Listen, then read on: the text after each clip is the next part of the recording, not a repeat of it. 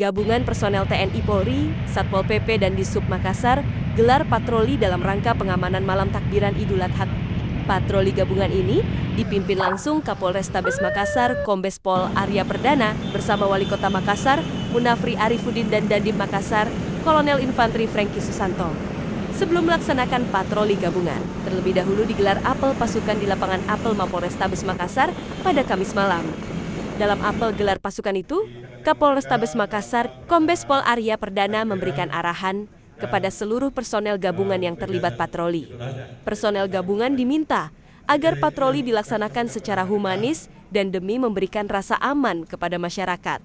Wali Kota Makassar, Munafri Arifuddin, yang turut memimpin patroli tersebut, menyampaikan bahwa kegiatan patroli dilaksanakan agar malam takbiran Idul Adha bisa kondusif.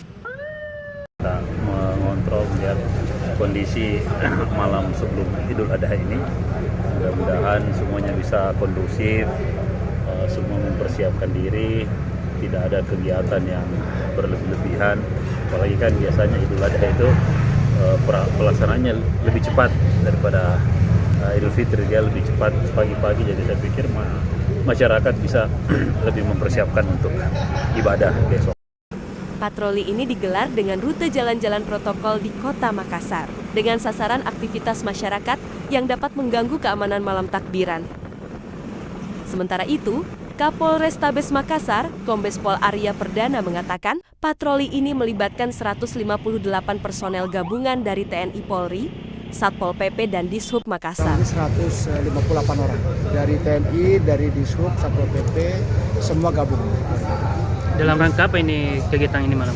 Ya patroli, ya kan biasa kalau malam takbiran suka ada anak remaja yang muter-muter gitu ya takbiran. Nah kita mengantisipasi supaya nggak ada hal-hal yang nggak diinginkan lah. Kita mengantisipasi. Sasarannya ya tawuran antar warga ya, nggak ada main petasan, nggak ada juga yang tadi disampaikan Pak Wali, nggak ada melakukan kegiatan berlebih-lebihan ya, persiapan buat kegiatan besok supaya aman. Kita mantau masjid-masjid kita lewati.